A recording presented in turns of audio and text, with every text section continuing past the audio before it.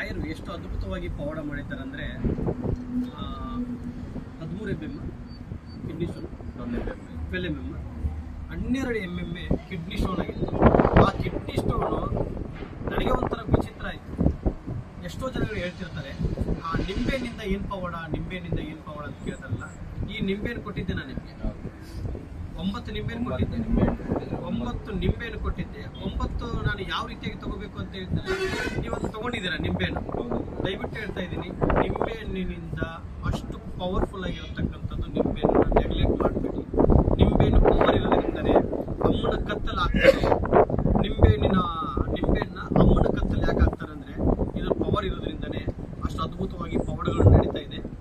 ಇನ್ನೊಂದು ವಿಚಾರ ನಾನು ಹೇಳೋದು ನಿಮಗೆ ಏನು ಹೇಳ್ತಾ ಇದ್ದೀನಿ ಅಂದರೆ, ಒಂದ್ಸಲ ತೋರಿಸ್ಬಿಟ್ಟು ಜನಗಳಿಗೆ ಗೊತ್ತಾಗ್ಬಿಟ್ಟು ಅದು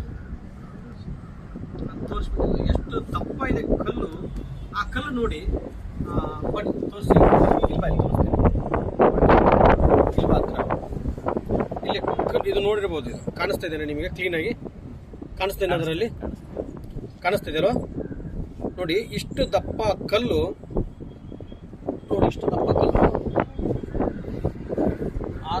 ಆತಲ್ಲಿ ಇರ್ತಕ್ಕಂಥ ಕಲ್ಲನ್ನು ಅಲ್ಲ ಝೂಮ್ ಮಾಡಿದ್ರೆ ಆಗುತ್ತೆ. ಅದು ಅಷ್ಟಾಗಲ್ಲ, ಝೂಮ್ ಮಾಡಿದ್ರೆ 12 mm ಆ 12 mm ಅದು ಪೇಂಟ್ ಆಗುತ್ತೆ ಸ್ವಾಮಿ.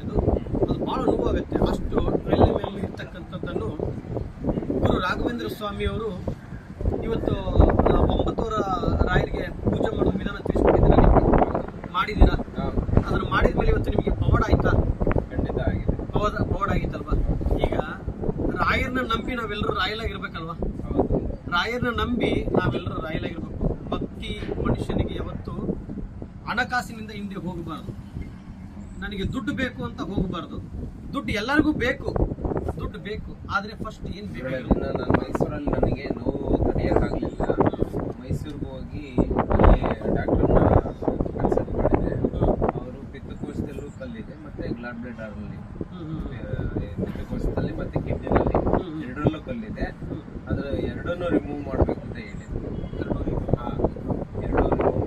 ಆಮೇಲೆ ನಿಮ್ಮ ಹತ್ರ ಬಂದು ನಿಮಗೆ ಏನು ಆಗಿದೆ ಅಂತ ಹೇಳಿದಾಗ ನೀವು 9 ನಿಂಬೆಹಣ್ಣು ಕೊಟ್ಟಿದ್ದೆ, ಈ ಥರ ಮಾಡಿ ಅಂತ ಹೇಳಿ. ಆ ಥರ 9 ದಿನ ಪೂಜೆ ಮಾಡಿ 9 ವಾರ ಪೂಜೆ ಮಾಡಿ ಡೈಲಿ ಸ್ವೀಕರಿಸಿದ್ದು.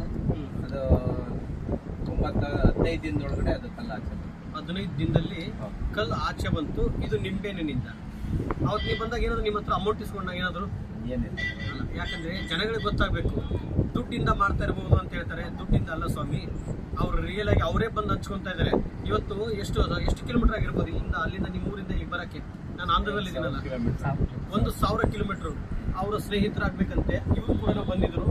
1,000 ಕಿಲೋಮೀಟರ್ ದೂರದಿಂದ ಬಂದು 1,000 ಕಿಲೋಮೀಟರ್ ದೂರದಿಂದ ಬಂದು ಇವತ್ತು ನನಗೆ ಈ ಥರ ತೊಂದರೆ ಆಗಿತ್ತು, ಇನ್ನು ಹಾಸ್ಪಿಟ್ಲಲ್ಲಿ ಡಾಕ್ಟರ್ ಆಪರೇಷನ್ ಮಾಡ್ಬೇಕಂತ ಹೇಳಿದ್ರು. ಇವತ್ತು ಅದು ನೀವು ಒಂದು ನಿಂಬೆಹಣ್ಣು ಕೊಡೋದ್ರಿಂದ ಅದನ್ನ ಏನು ಒಂದು ಮಂತ್ರಿಸಿ ಕೊಟ್ಟಿದ್ರೆ ಅದರಿಂದ ಕಮ್ಮಿ ಆಗಿದೆ ಅಂತ ಹೇಳ್ತಾ ಇದ್ದಾರೆ. ಸ್ವತಃ ಅವರೇ ಬಂದು ಹಂಚ್ಕೊಂಡಿದ್ದಾರೆ. ಇದು ರಾಯರ ಪವಾಡ. ಆದರೆ ಇಲ್ಲಿ ನನ್ನ ಪವಾಡ ಅನ್ಬೇಡಿ ದಯವಿಟ್ಟು. ನಂದು ಏನೂ ಇಲ್ಲ ಇದರಲ್ಲಿ. ಇದೆಲ್ಲ ಗುರು ರಾಘವೇಂದ್ರ ಸ್ವಾಮಿ ಅವರು. ನಾನು ಏನೂ ಮಾಡಿಲ್ಲ. ರಾಯರು ಇದ್ದಾರೆ, ಬನ್ನಿ ಅಂತ ಕರ್ಕೊಂಡು ಹೋಗ್ತಾ ಇದ್ದೀನಿ ನಿಮ್ಮನ್ನ. ರಾಯರು ಇದ್ದಾರೆ, ಬನ್ನಿ. ರಾಯರನ್ನ ನಂಬಿ ನೀವು ಒಂದು ಹೆಜ್ಜೆ ಮುಂದೆ ಹಾಕಿದ್ರೆ ನಿಮ್ಮ ಬದುಕನ್ನೇ ಬದಲಾಯಿಸ್ಬಿಡ್ತಾರೆ ಅಂತ ಹೇಳಿ ನಾನು ಕರ್ಕೊಂಡು ಹೋಗ್ತಾ ಇದ್ದೀನಿ. ಇಲ್ಲಿ ನಿಮಗೆ ಪವಾಡ ಆಯಿತು ಅಂದರೆ ನೀವು ಮಂತ್ರಾಲಯಕ್ಕೆ ಹೋಗ್ಬೇಕು.